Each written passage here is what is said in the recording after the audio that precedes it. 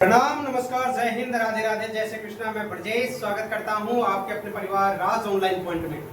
जैसा कि आप सभी को बता देना चाहता हूं कि हम लोग आज साइंस का एक इम्पोर्टेंट क्वेश्चन के बारे में चर्चा करेंगे।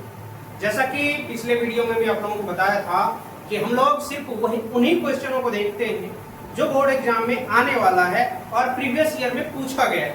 तो चलिए आज के क्लास को भी स्टार्ट करते हैं। और हाँ, एक बात याद रखिए कि इस क्लास में सिर्फ हम लोग पढ़ते नहीं हैं, देखते नहीं हैं, उन्हीं चीजों को 2 मिनट में याद करने का जिम्मेदारी भी मैं लेता हूं और याद 100% करा दूंगा।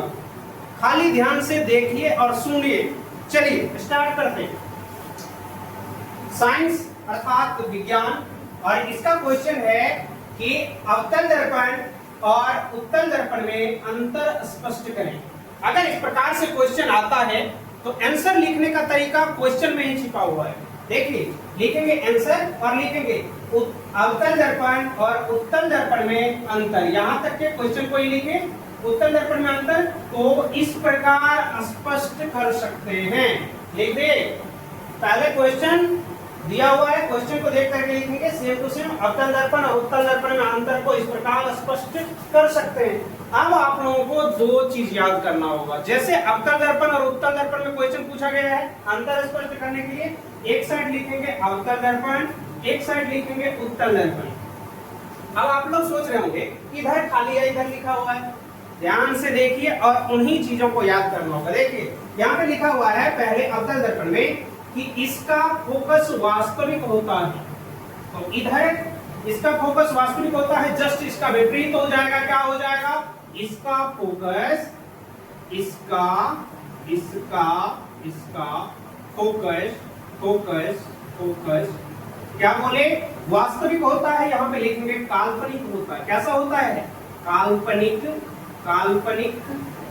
होता है। दूसरा, इधर देखिए लिखा हुआ है 2 नंबर में, इसमें वास्तविक और काल्पनिक दोनों प्रतिबिंब बनता है। इसमें बोलेंगे सिर्फ काल्पनिक प्रतिबिंब बनता है। इसमें सिर्फ काल्पनिक प्रतिबिंब बनता है। कैसा बनता है? काल्पनिक प्रतिबिंब बनता है। कैसा बनता है? सिर्फ काल्पनिक प्रतिबिंब बनता है। अब देखिए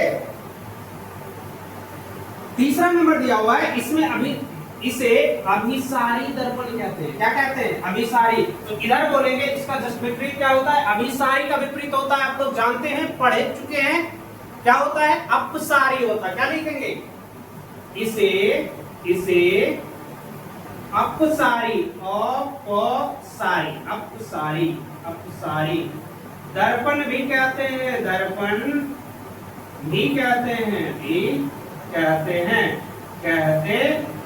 अब याद क्या पे है आगे? अभी लाइट कट गई थी इसलिए थोड़ा देर के लिए क्लास बंद हो गया था। तो चलिए देखते हैं। मैंने 3 नंबर में क्या कहा कि इसे अभिसारी दर्पण भी कहते हैं, तो इसमें क्या लिखेंगे? इसे अपसारी दर्पण भी कहते हैं। 4 नंबर का है, इसका परावर्तक सतह घसी होती है। कैसा होता है? घसी होती है। तो इसमें लिखेंगे कि इसका परावर्तक सतह उभरी होती है। क्या लिखेंगे? इसका परावर्तक सतह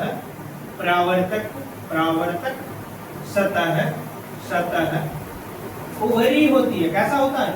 उभरी होती है। अब देखिए एक चीज याद रखिए, इसको याद कैसे करना है? सिर्फ मेन पॉइंट को पढ़ तो चुके हैं आप लोग भी, कहीं ना कोचिंग, किसी ट्यूशन या कहीं भी स्कूल में पढ़े होंगे, लेकिन याद करने का तरीका सबसे इंपॉर्टेंट है। अब देखिए याद क्या करना है, सब चीज याद नहीं करना है, आप लोग लिख सकते हैं। अब देखिए ध्यान से, अवतल दर्पण और उत्तल दर्पण में अंतर है। इसका फोकस, ये बस याद रखिए, इसका फोकस कैसा होता है? वास्तविक होता है। इसमें जस्ट याद रखना, इसका फोकस वास्तविक होता है, इसका फोकस काल्पनिक होता है। फोकस कैसा होता है? काल्पनिक होता है। और इन सब को पहले से आप लोग लगा सकते हैं, इसका फोकस, या ऐसे भी लिख सकते हैं कि अवतल दर्पण का फोकस वास्तविक होता है, उत्तल दर्पण का फोकस काल्पनिक होता है। तो ये सब तो आप लोग लगा सकते हैं। मेन पॉइंट क्या है? फोकस वास्तविक होता है, फोकस काल्पनिक होता है। इसमें बोलेंगे इसमें वास्तविक और काल्पनिक दोनों प्रतिबिंब बनता है, वास्तविक और काल्पनिक।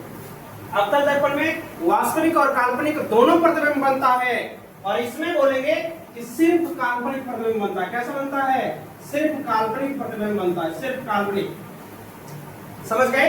अब आगे बोलेंगे इसे अभिसारी दर्पण कहते हैं। अवतल दर्पण को क्या कहते हैं? अभिसारी। अवतल अभिसारी, उत्तल अपसारी। क्या कहते हैं? अपसारी। अपसारी दर्पण भी कहते हैं। याद हो गया? अब देखिए इसका परावर्तक सतह धसी होती है। परावर्तक सतह कैसा होता है? परावर्तक सतह कैसा होता है? धसी होता है। धसी मतलब धसा हुआ होता है। और इसमें लिखेंगे इसका परावर्तक सतह कैसा होता है? परावर्तक सतह उभरी होती है। कैसा होता है? उभरी हुई होती है। याद हो गया कि नहीं हुआ? तो चलिए देखते हैं, इस प्रकार से आप लोग याद कर सकते हैं। अगर वीडियो पसंद आया हो तो वीडियो को लाइक कीजिए, चैनल को सब्सक्राइब कीजिए और अपने दोस्तों में शेयर जरूर कीजिए। आप लोग जानते हैं कि हम लोग उस टाइप से पढ़ते हैं, आज तक तो आप लोग पढ़े होंगे लेकिन याद नहीं होगा, लेकिन इस वीडियो को देखने के बाद आप लोग उसको याद हो गया होगा और आप लोग उसको अपने भाषा में लिख सकते हैं। क्योंकि क्वेश्चन में आप लोगों ने देखा होगा हमेशा, चाहे स्कूल में टेस्ट एग्जाम हो या फिर बोर्ड एग्जाम में हो, उसमें लिखा हुआ रहता है विद्यार्थी प्रश्नों के उत्तर अपने शब्दों में दे। तो अगर मेन पॉइंट आपको याद है तो आप लोग इसका आंसर लिख सकते हो। मेन पॉइंट को सिर्फ याद कीजिए, ठीक है? और अगर भाई चैनल के व्हाट्सएप ग्रुप से नहीं जुड़े हो तो जाकर के देखो, चैनल पे उसका लिंक दिया हुआ है, वहां से व्हाट्सएप ग्रुप, टेलीग्राम ग्रुप में आप लोग जुड़ सकते हैं। और किसी प्रकार का क्वेश्चन में कोई भी दिक्कत हो तो आप उनसे संपर्क कीजिए। कमेंट बॉक्स में कमेंट कीजिए कि कितने बच्चों को याद हो गया और कितने साथियों को याद नहीं हुआ। तो मिलते हैं ऐसे ही एक नए जबरदस्त वीडियो के जरिए, तब तक के लिए जय हिंद।